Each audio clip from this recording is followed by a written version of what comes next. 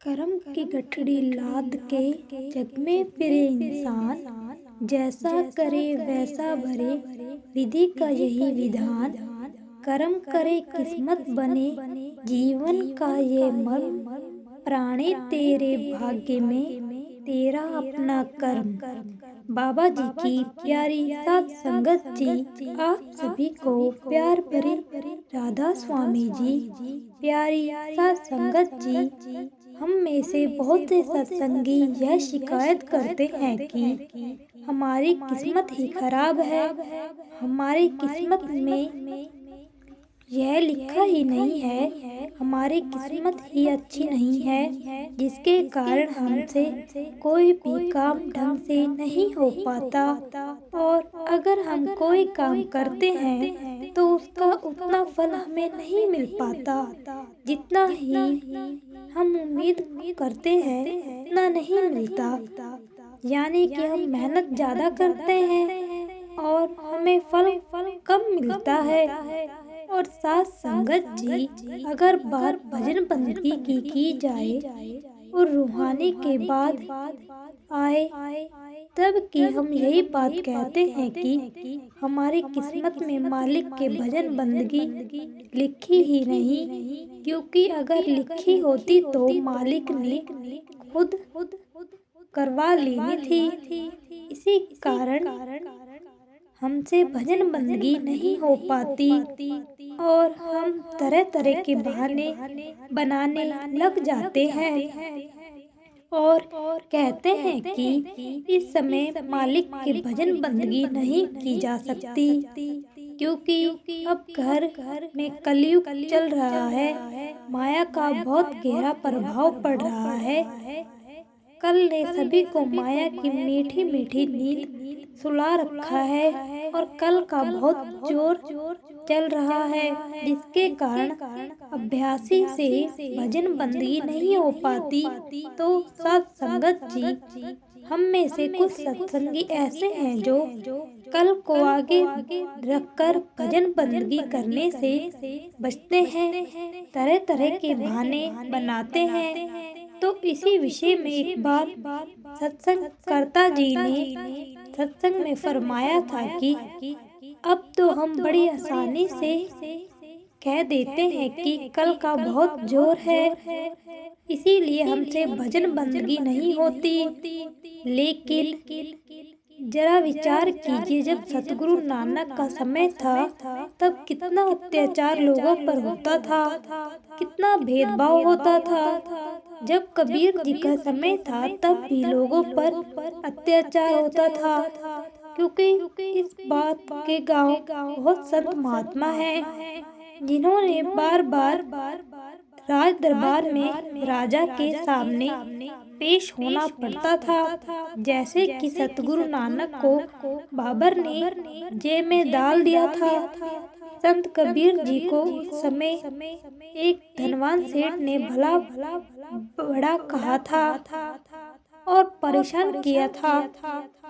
साथ संगत जी, हमारे संत महात्माओं के साथ उस समय क्या क्या नहीं हुआ, हमें इस बात पर विचार करना चाहिए कि आज का समय तो फिर भी ठीक है, लेकिन जब सतगुरु नानक आए थे तब कितना अत्याचार था। लेकिन फिर भी उन्होंने नाम की चर्चा इस संसार में की। उस मालिक के भजन बंदगी करते हुए आप कहाँ नहीं गए, जगह जगह जाकर आपने नाम का प्रचार किया, लोगों को सच्ची शिक्षा दी और करतार से जोड़ने का उपदेश दिया। उस समय आपको क्या क्या नहीं सहना पड़ा। आप बगदाद गए तब भी आप पर जुल्म हुए, लेकिन आप नहीं रुके, आप मालिक के हमें आगे बढ़ते रहे। तो साथ संगत जी, हमें इस बात पर विचार करना चाहिए कि आज का समय बहुत अच्छा है, लेकिन जो हमारे संत महात्माओं का समय था वह कितना कठिन रहा होगा। और जब हम समय को बर्बाद करते हैं, भजन बंदगी करने से बचते हैं, तो उसमें कमी हमारी तरफ से है। क्योंकि अगर हम अपने साथ गुरु के उपदेश को मानकर नाम की कमाई करेंगे तो हमारा उस परमात्मा से साथ बन जाएगा जो कि हमारे बहुत नजदीक है। लेकिन हम अपनी किस्मत को दोष देते हैं जो कि बिल्कुल भी ठीक नहीं है। और यह बात अक्सर फरमाई जाती है कि हम जैसे कर्म करते हैं वैसा ही फल मिलता है। हमारे कर्मों में मालिक कभी भी धंची नहीं करता है। हम जैसे भी कर्म करते हैं हमें वैसा ही फल मिलता है। तो एक प्रकार से हम अपनी किस्मत खुद ही बनाते हैं, क्योंकि मालिक ने मनुष्य को कर्म करने की शह दी है और यह पूरी तरह से उस जीव पर निर्भर करता है कि वह कैसे कर्म करता है। यह बात संत कबीर जी ने अपनी वाणी में कही है, चाहे गुरु की भगत करे चाहे विषय कमाई। जिसका अर्थ है कि कबीर जी हमें समझाते हैं कि हमारे माँ तो एक ही है और यह बात पूरी तरह से उसके ऊपर निर्भर करती है कि उसे क्या करना है और कैसे कर्म करने हैं। वो अच्छे कर्मों की तरफ भी जा सकता है, वो बुरे कर्मों की तरफ भी जा सकता है और जैसे वो कर्म करता है उसका भविष्य भी उसके कर्मों पर ही आधारित होता है। और वो परम पिता परमात्मा मनुष्य के कर्मों में कभी भी दखल धंची नहीं करता। मनुष्य जैसा भी कर्म करता है वो वैसा ही फल उसे देता है। तो किस्मत को दोष देना ऐसा सही नहीं है जैसे कि कोई आम के वृक्ष के नीचे बैठकर यह कहे कि आप खुद ही मेरी झोली में पड़ जाए और मुझे कोई मेहनत ना करनी पड़े। तो साथ संगत जिस विषय से संबंधित एक बड़ी ही प्यारी सी साखी हम आपको सुनाएंगे, जिससे सुनकर हमें यह एहसास होगा कि अपनी किस्मत को दोष देना बिल्कुल भी गलत है।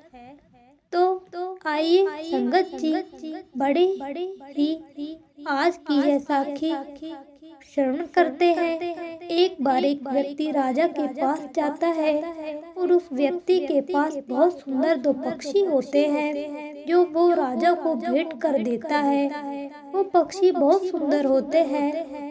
राजा ये देखकर बहुत खुश होता है, लेकिन जब कुछ समय बीत जाता है तब एक पक्षी उड़ना शुरू कर देता है और वो वृक्ष की डाल के साथ ही चिपका रहता है।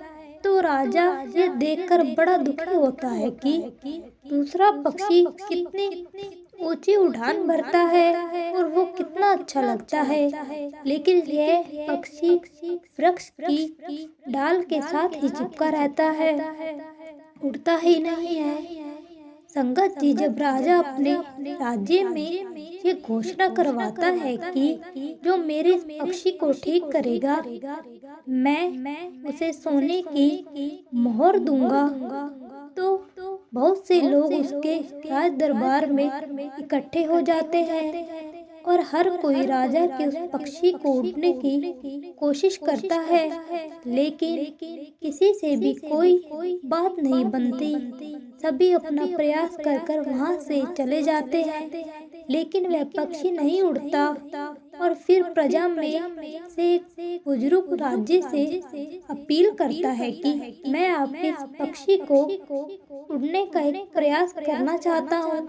तो राजा ने उन्हें इस बात की इजाज़त दे दी। तो जब उन्हें इजाज़त मिल जाती है तो उसके बाद वो पक्षी को ही पल में उड़ा देते हैं और सब लोग यह देखकर हैरान हो जाते हैं कि यहाँ पर इतने बड़े बड़े लोग आए थे, इतने बड़े बड़े वेद आए थे, इकट्ठे हुए थे जो इसे पक्षी को नहीं उड़ा सके और एक साधारण से मनुष्य ने इसे उड़ा दिया। तो राजा ये देखकर बहुत अचंभित होता है कि ये कैसे हो गया। तो वह बुजुर्ग उसे कितना ही है कि आप ये कैसे किया, जबकि मुझे तो बताया गया कि यह नहीं उड़ सकता, इसका उड़ना संभव है। तो वह बुजुर्ग मुस्कुराते हुए राजा से कहने लगा कि यह कोई बड़ा काम नहीं था। मैंने देखा कि यह पक्षी उस डाल के साथ चिपका रहता था, तो मैंने उस डाल को ही काट दिया और फिर इसके पास उड़ने के अलावा दूसरा कोई चारा नहीं बचा, इसीलिए इसे उड़ान भरनी पड़ी और अब यह उड़ रहा है। तो बुजुर्ग की यह बात सुनकर राजा को भी इस बात की दिशा हो गई और राजा ने बुजुर्ग को धन्यवाद करते हुए कहा। तो साथ संगत जी, कहानी हमें भी पक्षी की तरह तो नहीं बन गए, कहानी हम भी उस पक्षी की तरह डाल के साथ तो नहीं चिपके गए, जबकि हमारे पास पुरानी पढ़ने के लिए पूरा आसमान पड़ा है, लेकिन फिर भी हम तरक्की नहीं कर पा रहे, ना करने के बहाने ढूंढ रहे हैं। तो हमें भी इस कहानी से ये प्रेरणा लेनी चाहिए कि हमें बिना रुके नियंत्रण प्रयास करना चाहिए और हमें नियंत्रण प्रयास करते जाएंगे, एक ना एक दिन मालिक की कृपा अवश्य होगी, क्योंकि अगर जीव मेहनती हो तो मालिक उसे वो भी देता है जो उसकी किस्मत में नहीं होता। इतनी कृपा वो मालिक उस जीव पर कर देता है। तो साथ संगत जी, इस साखी के साथ हम आपसे इजाज़त लेते हैं। अगर आपको रूहानी साखियाँ सुनना अच्छा लगता है तो हमारे चैनल को सब्सक्राइब करें। राधा स्वामी जी।